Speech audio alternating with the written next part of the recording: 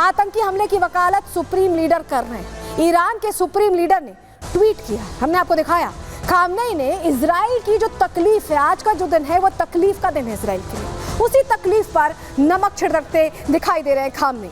Hamas के हमले को उन्होंने जायज ठहराया, यानी आज से 1 साल पहले जो हुआ वो सही हुआ, ये कहना था। हिब्रू भाषा में था, उसका अर्थ आपको बता रहे हैं। ऑपरेशन अल अक्सा फ्लड की तारीफ की है खामनेई ने। ये वही ऑपरेशन है जिसके तहत हमास के आतंकियों ने नरसंहार शुरू कर दिया था इजराइल।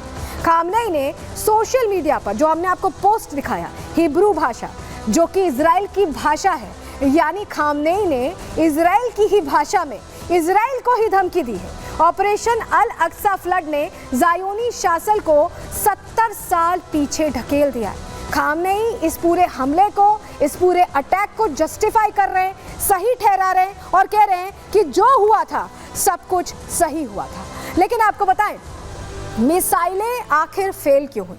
हमास के आतंकियों ने आखिर क्या किया था वो 7 अक्टूबर, जिस तारीख का जिक्र हम कर रहे हैं 1 साल पहले? चलिए आपको बता देते हुआ क्या था।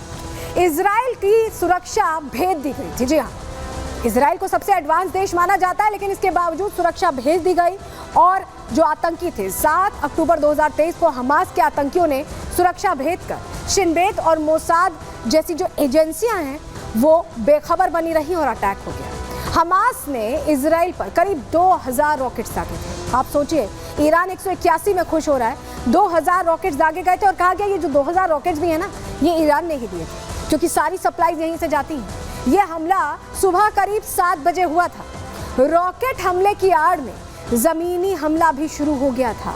उस समय जो अटैक हुआ, किबुत्ज शहर में नोवा म्यूजिक फेस्टिवल चल रहा था। उस फेस्टिवल के दौरान यह हमला होता है। आतंकी पैराशूट और बाइक्स के जरिए, जी हाँ, बाइक्स के जरिए इजराइल में घुस जाते हैं, बॉर्डर एरिया को क्रॉस करके घुस जाते हैं। हमले में करीब 1200 लोगों की मौत हो गई थी। 1200 लोगों को मौत के घाट उतारा गया था और बहुत खतरनाक तरीके से उतारा गया था।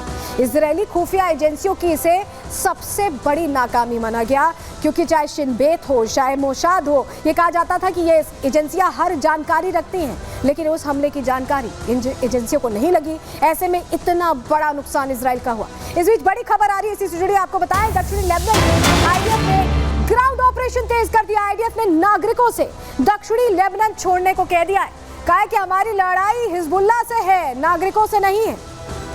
यानी अटैक्स और बढ़ने वाले हैं। आज की तारीख जो बदले की तारीख है, बदला लेने की तैयारी कर ली है इजराइल ने, और यही वजह है कि ये अपील भी कर दी है, दक्षिणी लेबनान छोड़ने की नागरिकों से अपील की गई है। ऐसे ही गाजा में अपील की गई थी, और गाजा की स्थिति क्या है, गाजा की हालत क्या है, उसको लेकर आप बिल्कुल तस्वीरों में देखकर समझ रहे हैं कि गाजा समतल हो गया है। और क्या अब लेबनान में भी, दक्षिणी लेबनान में जहां हिजबुल्लाह के ठिकाने हैं, उसे समतल करने की तैयारी है, यह अपने आप में बड़ा सवाल बना हुआ है। लेकिन आपको बताऊं, 1 साल पहले जब यह हमला हुआ था तो मैं खुद उस वक्त वहां मौजूद थी। मैंने वो हर तस्वीर, हर उस दर्द को करीब से समझा है कि कैसे हमास ने नृशंस हत्या की। आतंकियों ने दूध मुंहे बच्चों को भी नहीं बख्शा।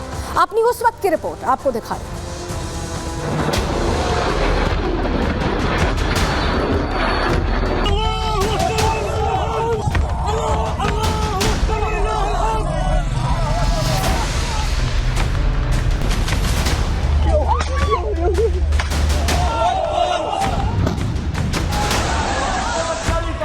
आज 7 अक्टूबर है।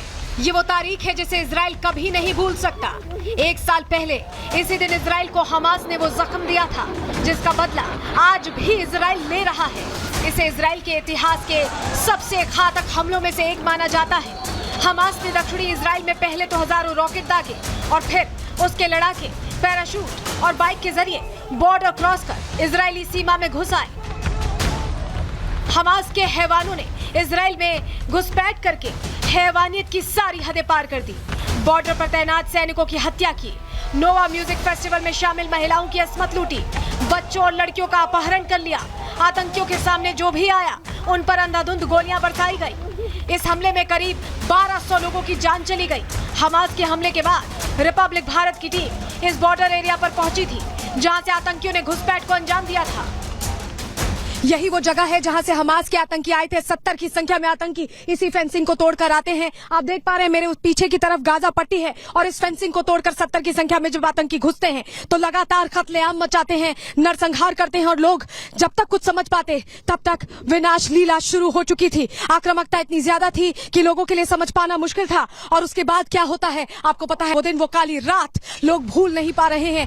हमास के हैवान बॉर्डर तक ही नहीं रुके, आतंकी रिहायशी इलाकों में दाखिल हुए, घरों पर अंधाधुंध गोलियां बरसाई, दुधमुहे बच्चों को अपने साथ उठा ले गए। इजराइल के हर घर में बंकर मौजूद है और ये बात आतंकियों को मालूम थी।